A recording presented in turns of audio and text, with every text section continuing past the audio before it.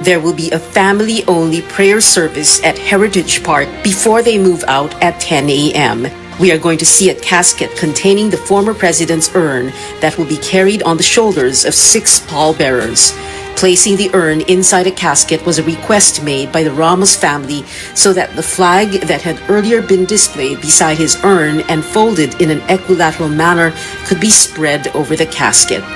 An interment flag is always properly displayed on a casket, so what you will see will be the white triangular portion with the sun and 3 stars covering the head of the casket, the blue portion to the right and the red portion to the left, with both colors evenly divided on each side of the casket.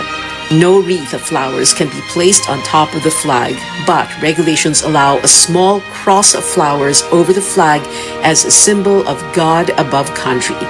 At no time does the flag touch the ground. As FVR's casket leaves Heritage Park, a battalion-sized honor guard comprised of Army, Navy, and Air Force personnel will render departure honors for him. This will be followed by a procession from Heritage Park to the Libingan ng Mga Bayani, which is just 1 kilometer away, some 3 or 4 minutes by car. The Libingan was established in 1947, 2 years after the Second World War ended, to commemorate those who fought so valiantly. It was called the Republic Memorial Cemetery, envisioned as a national pantheon for presidents of the Philippines, national heroes, and patriots of the country. In 1954, the cemetery was rededicated and renamed Libingan ng Mga Bayani. It has also since become the final resting place for national artists and scientists as well.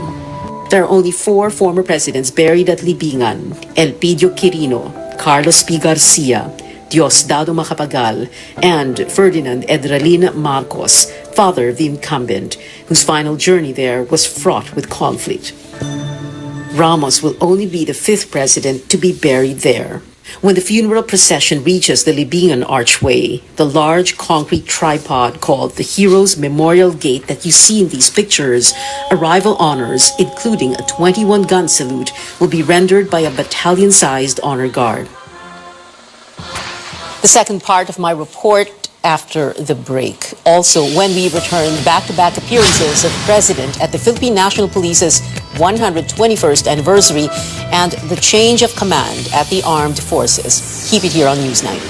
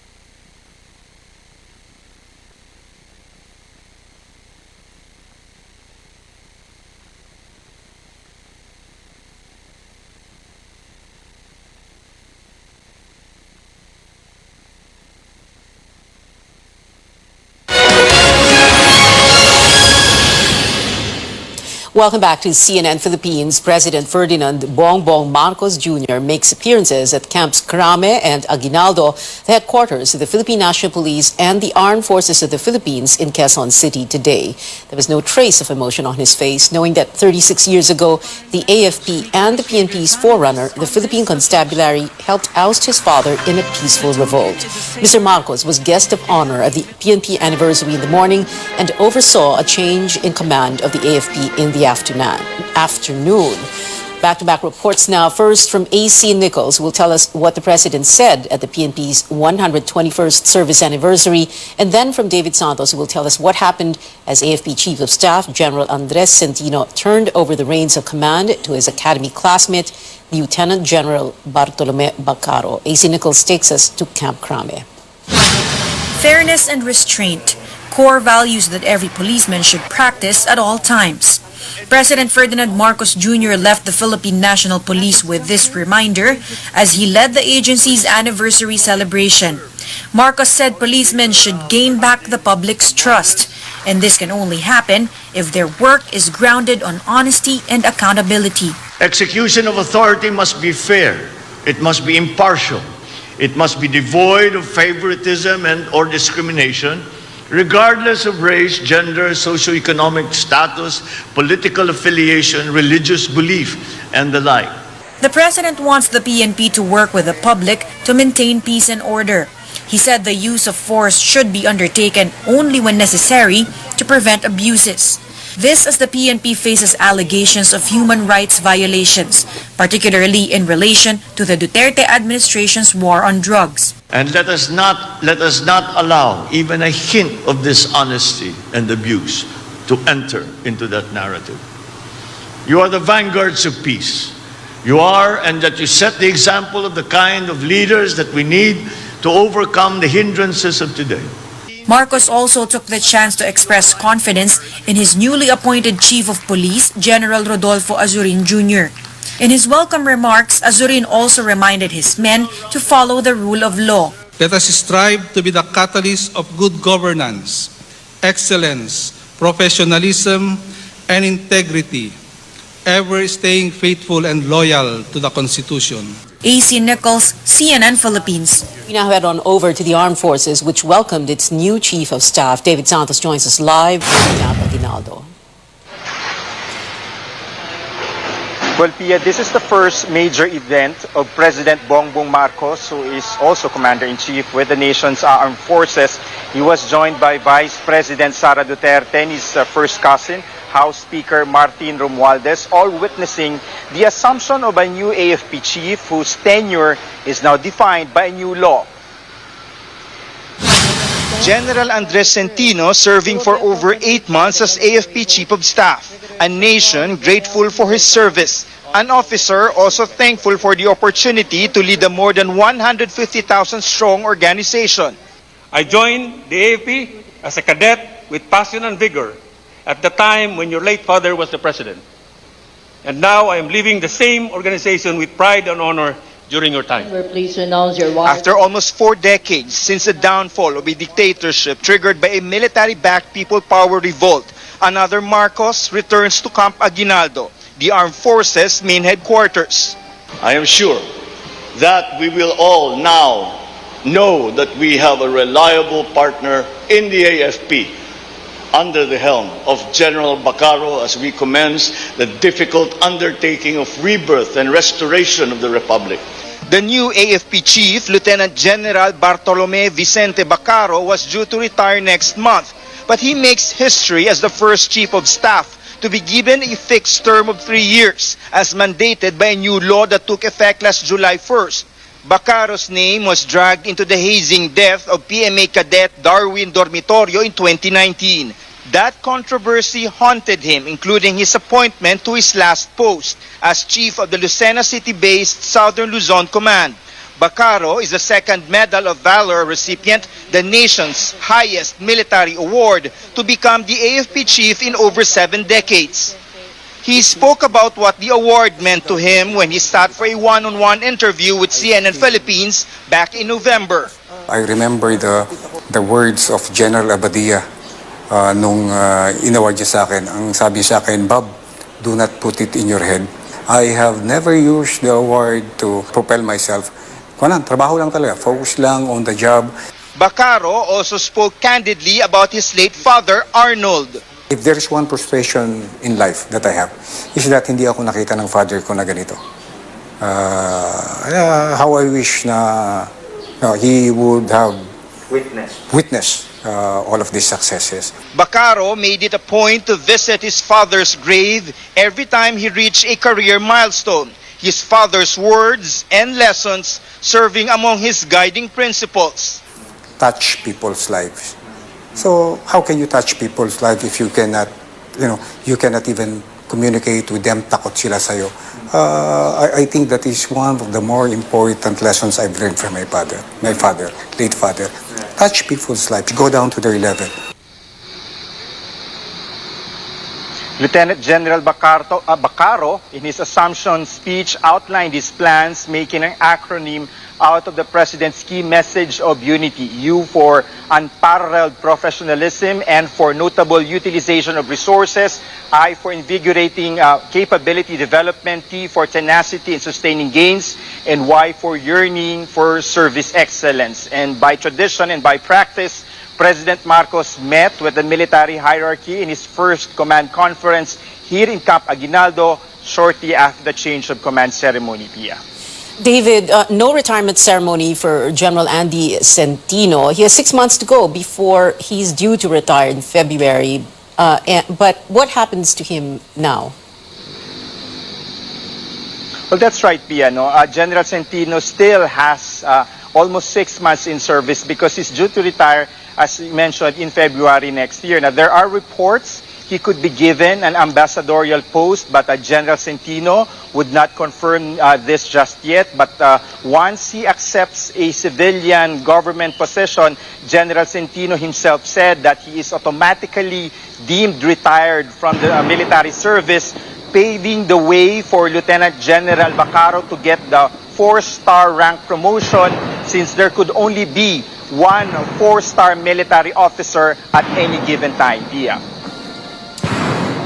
And of course, both General Centino and Bacaro, members of the PMA Maringal class of 1988. So Bacaro is the third class 88 to become a CSAFP after Andy Centino, and of course before that, Boy Faustino. David Santos reporting from Camp Aguinaldo in Quezon City.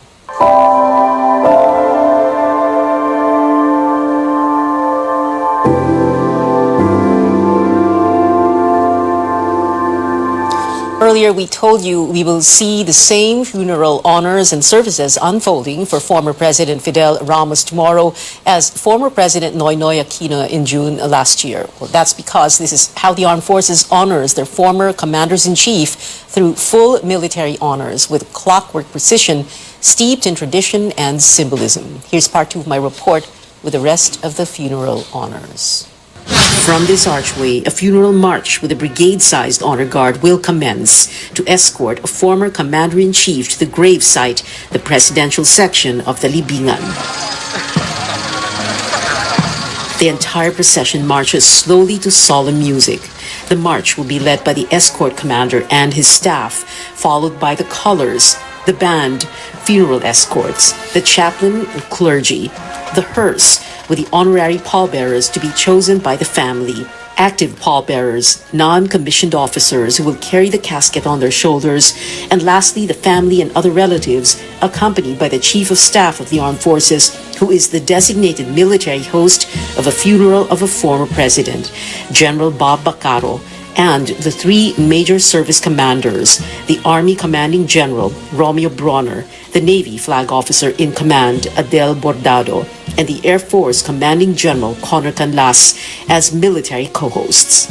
Friends and members of fraternal and patriotic organizations will take up the rear of the procession. The hearse that will be used is unique to military burials. It is known as the caisson. In the olden days, the caisson would be pulled by horses. Today, the hearse is pulled by a white jeep that the AFP calls the White Carabao. During the march, Air Force helicopters will shower FDR's hearse and the mourners with flowers. This is known as the flower drop. When the funeral march reaches the presidential section, graveside honors, which as the name suggests are honors given by the grave, will begin with a final benediction, which will then signal the 21-gun salute, 21 volleys executed by 105mm howitzers. The 21-gun salute is reserved for a former president. It is one of the best-known military traditions to honor the dead by showing their weapons were no longer hostile.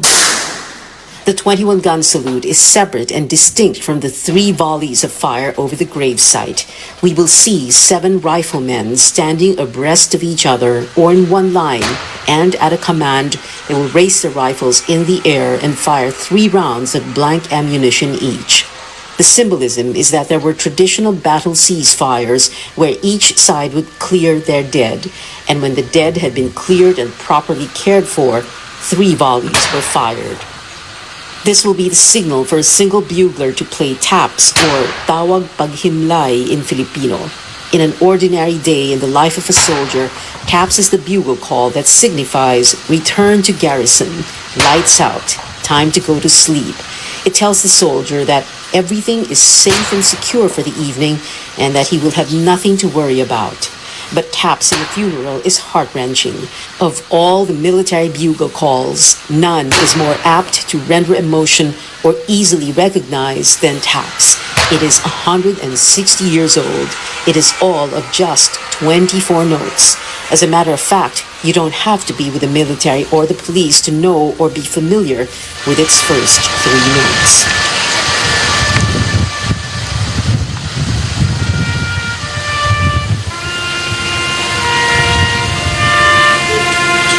This is when most tears fall at a military burial because taps honors those who laid down their lives and paid the ultimate sacrifice, and perhaps doubly so for a former president and soldier who will be buried on Tuesday. And this taps is Fidel Valdez Ramos's final roll call that he will never again answer to, at least not in this mortal world.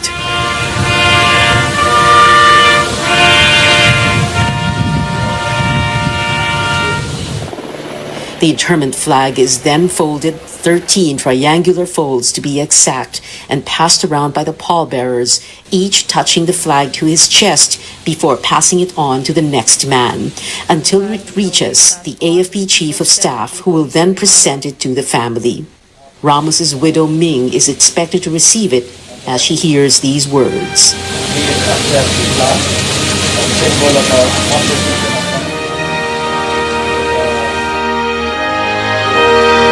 Join me as we witness the last moments before former President Fidel V. Ramos is laid to rest at the Libingan ng Mga Bayani. Catch the live coverage of the state funeral tomorrow, August 9 at 9 in the morning, only here on CNN Philippines. Up next, weightlifting champion Heidelin Diaz prepares to defend her title at the 2024 Paris Summer Games, but will it be her last Olympics? And this group of K-pop artists is coming to Manila this November. Stay tuned to CNN Philippines. You know I'm a criminal, but I could take your world sitting there.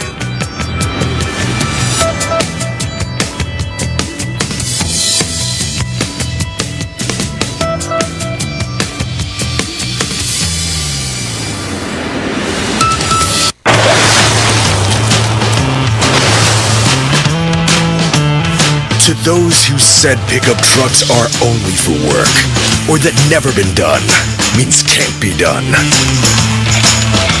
or trucks couldn't be comfortable, to those we say thanks for the inspiration. Next generation Ford Ranger. Do the undone. Reserve yours now on Ford.com.ph or at your nearest Ford dealer. It can be dangerous out there. Buti na lang there's locally superfruits. Para sa akin, super nutritious, super delicious. All superfruits contain more antioxidants than your average fruit. Superfruit for super you. Sang-ayon ba ang lahat na ang best tasting chicken dog ay TJ rin? Walang duda na ang tender, ang juicy, best tasting chicken hotdog talaga. Chicken ang desisyon. Kids can tell, best tasting ang TJ chicken dog.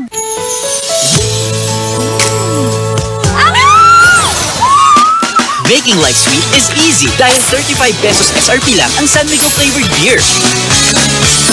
Make life sweet with San Miguel flavored beer.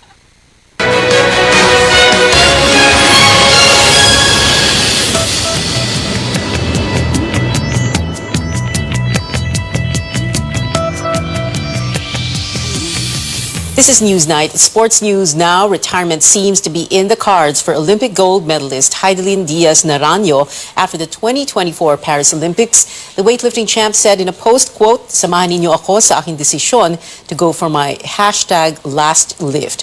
Heidelin says she's postponing her honeymoon with her husband and coach Julius Naranjo, to prepare to defend her title at the Summer Games.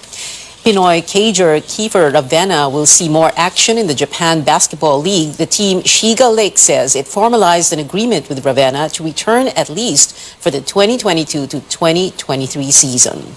In volleyball, the champion of the PVL Invitational Conference is set to represent the country in the AVC Cup for Women. The tournament begins August 21st in Pasig City.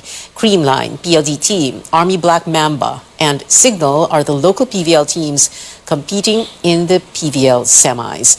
The Philippine National Volleyball Federation initially planned to field the national team made up mainly of national university players, but the federation says the athletes, quote, may not be able to commit to perform at their best level given a number of restrictions and conditions, unquote.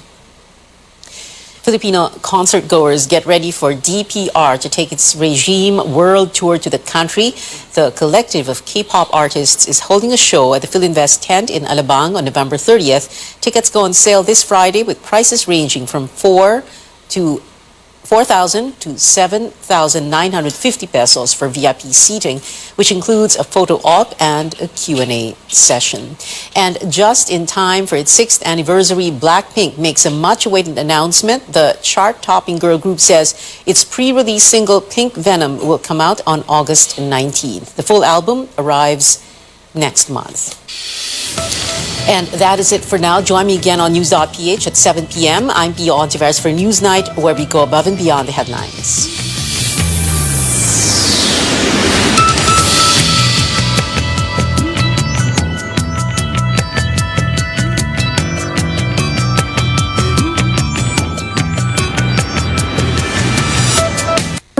This program.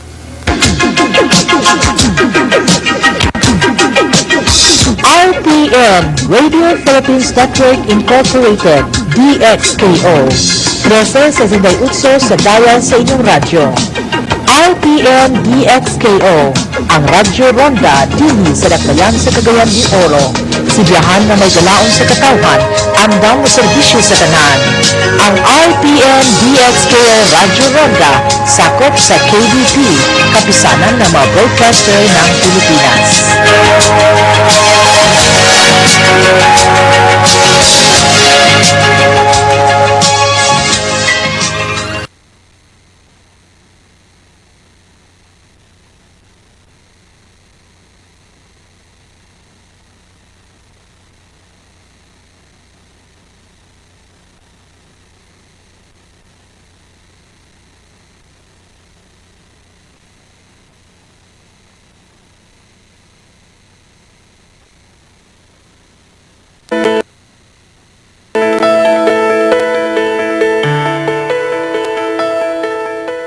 A well-balanced diet is key to a healthy and long life. Now, this means eating foods rich in vitamins, minerals, and antioxidants. Actually, recent studies from Harvard Medical School have shown that people with a low intake of antioxidant-rich foods were at an increased risk of developing a number of chronic diseases. So what are the top sources for these substances? On the program today, we'll talk more about antioxidants, why they're important, and the best foods in which they're found.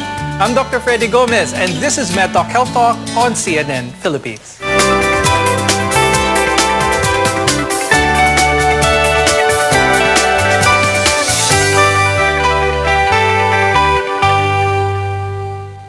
The term antioxidants has become a buzzword as of late.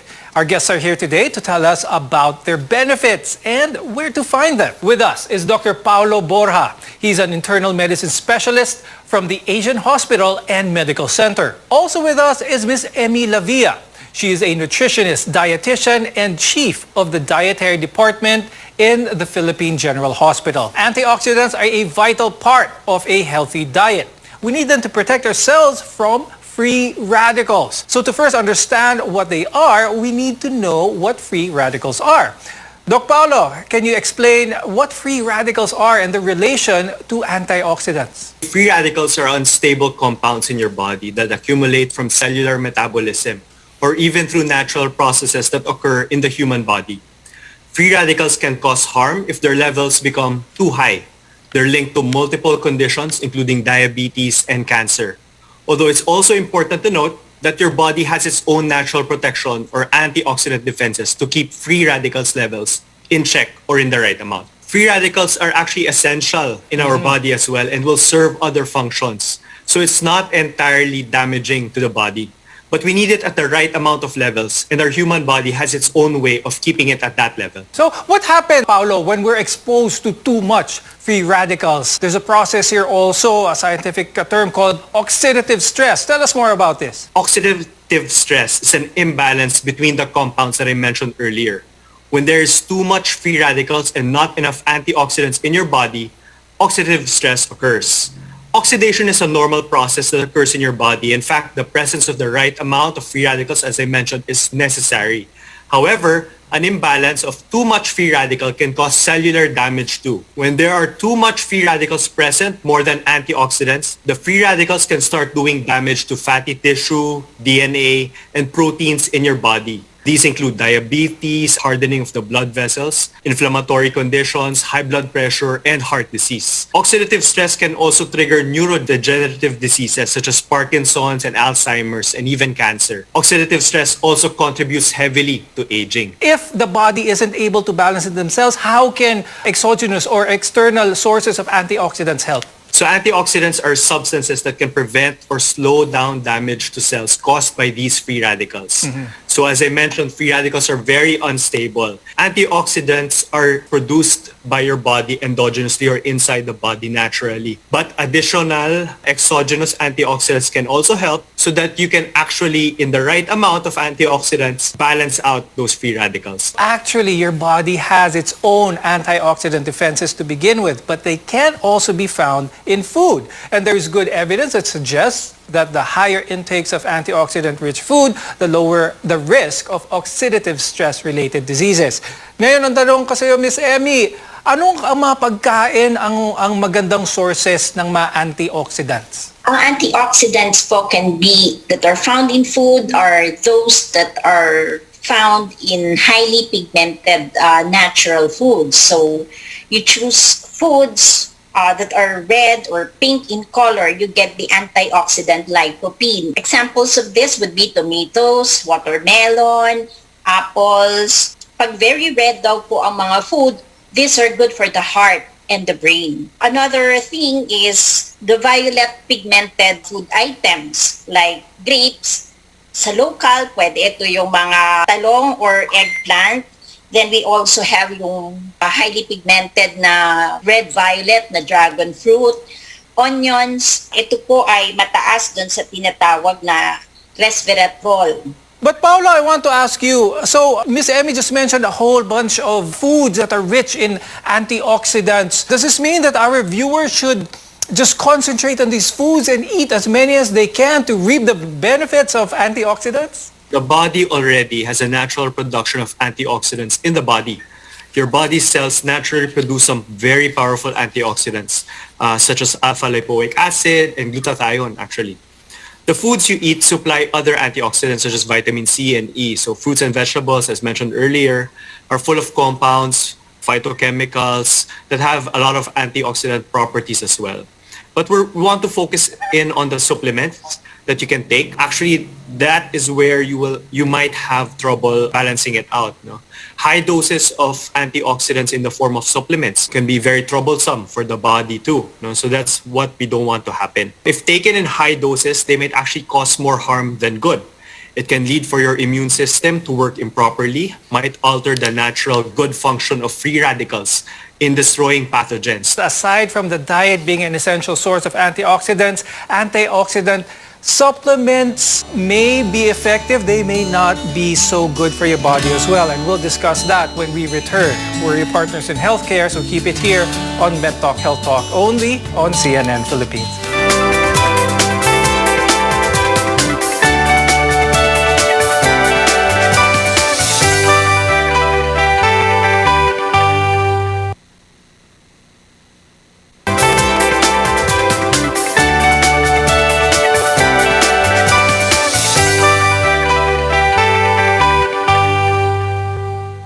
I'm Dr. Freddy Gomez and welcome back to MedTalk Health Talk on CNN Philippines. Doc Paolo, you mentioned this, you alluded to this a little bit, how supplements can mess up that balance. My question now is, how would someone know if they do need supplement antioxidants? As mentioned earlier, the foods that are rich in antioxidants are more of your plant foods. No? So that's your fruits and your vegetables. If you note that you don't have a lot of intake of these, no? Supplementation of antioxidants can actually work for you, especially if you're not very alluded to the taste or to particular dishes that is plant-based.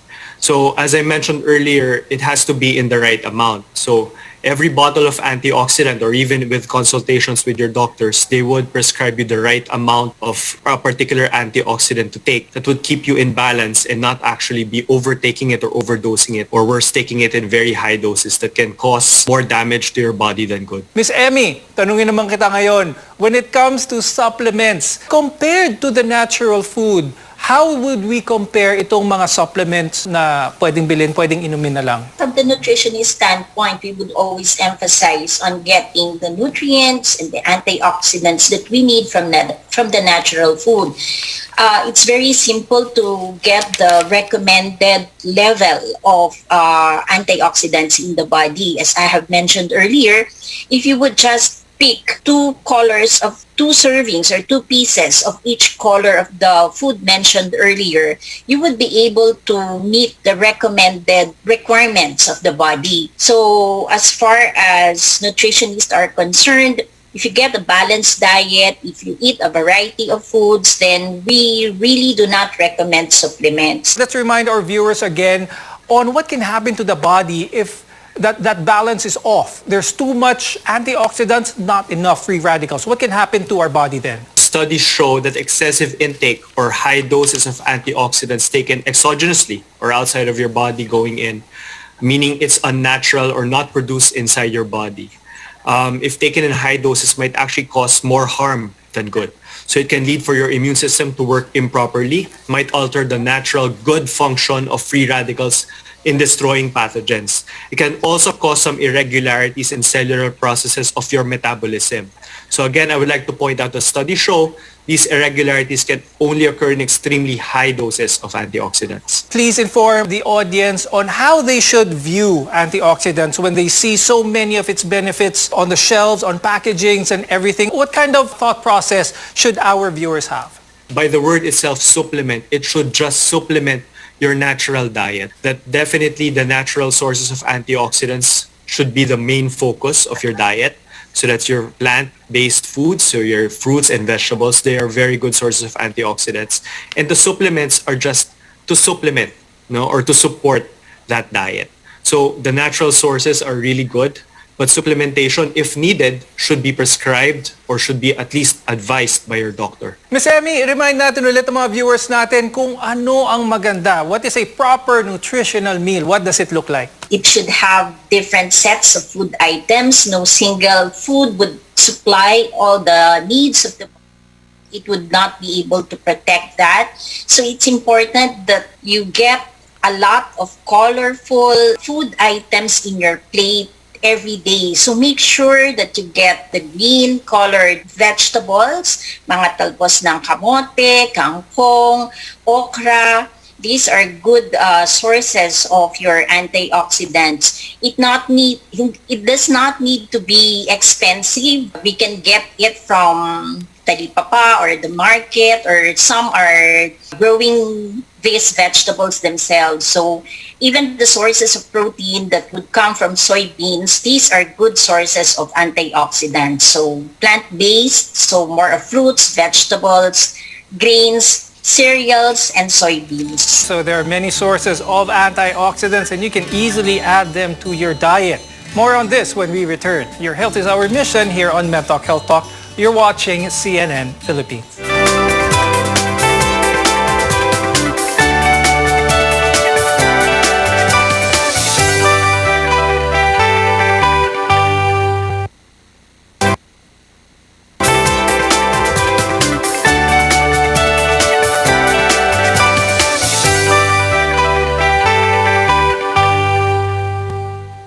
I'm Dr. Freddy Gomez and this is MedTalk Health Talk on CNN Philippines. Believe it or not, coffee and green tea are loaded with a lot of antioxidants. Miss Emmy, pag-usapan naman natin to, coffee at tea. Palakas pala ito sa mga antioxidants. How should our viewers take this? Gano'ng kadaming coffee, tea ang masustansya sa katawan? Coffees and teas are also sources of antioxidants in the form of polyphenol. But then again, there's no truth that if you take a lot of coffee or green tea or black tea, this would benefit the body. Anything in excess is also bad because you have to take into consideration, true enough, it contains antioxidants, but these also contain caffeine, which could be harmful to the body. So the safe limit for caffeine is only around 400 milligrams per day for humans. So that's around 4 cups per day for coffee.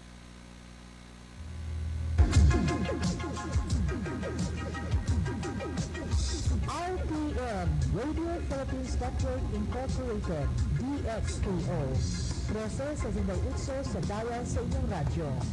RPN DXKO, ang Radyo Ronda, dili sa Dakbayan sa Cagayan de Oro. Sibiyahan na may galaon sa katawan, andam na serbisyo sa tanan. Ang RPN DXKO Radyo Ronda, sakop sa KBP, kapisanan ng mga broadcaster ng Pilipinas.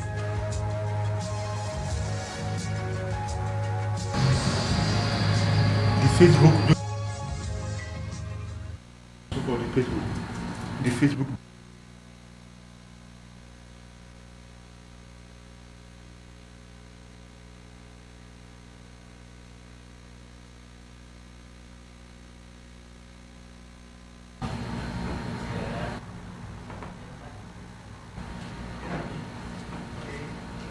Stand by. Mr. Arnold. Praise the Lord! Hallelujah! Isang pinagpalang Lunes po sa ating lahat. Welcome back mga kapatid sa ating programang The Miracle Hour. Live po tayo mga kapatid sa RPN. Maraming salamat po sa isang oportunidad na ibinigay po sa atin ng Diyos na muli po tayong makita sa ere, makapag-ere. Salamat sa Diyos mga kapatid.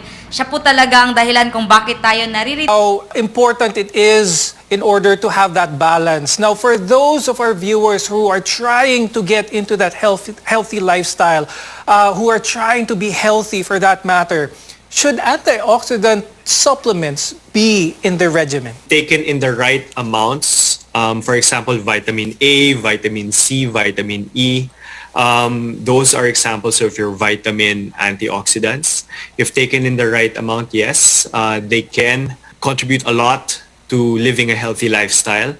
Again, it will decrease the risk of oxidative stress, keeps your free radicals in the right amount. And again, it would be preventive for a lot of diseases. For those who don't have a family history of hypertension, diabetes, cancers, this will actually decrease the risk of them developing these conditions, especially if they're exposed to a lot of triggers for these conditions, such as pollution, radiation, that we have all around us right now. So definitely, I would advise that supplementation can definitely be beneficial for these patients. Ultimately, as with most things in life, consuming things in moderation is what we want to watch out for. Dr. Paulo Borja and Ms. Emmy Lavia, any final health tips before we go? I'll start first with Ms. Emmy. It's important that we integrate antioxidants in our diet. So be mindful of what we eat. So make sure that you incorporate all the colors of make your plate very colorful so that you may be able to achieve a diet that would provide you the antioxidants that you need. So coffee and tea have antioxidants, but bear in mind they have their good points, but don't take anything in excess because that would cause also harmful effects on your body if you're sensitive to it. And Paolo, of course, any final tips for our viewers? So my takeaway message here is to never consume too much. Always regulate your intake. It's always best to get the advice of your doctors and your nutritionists when it comes to your diet, when it comes to antioxidant supplementation. And again, don't be too focused on just one certain therapeutic mode. No? For example, with antioxidants, don't just be based on the antioxidants. Live a healthy lifestyle, eat healthy, and also have a lot of exercise. And again, always consult your physicians, your nutritionists for better advice for this.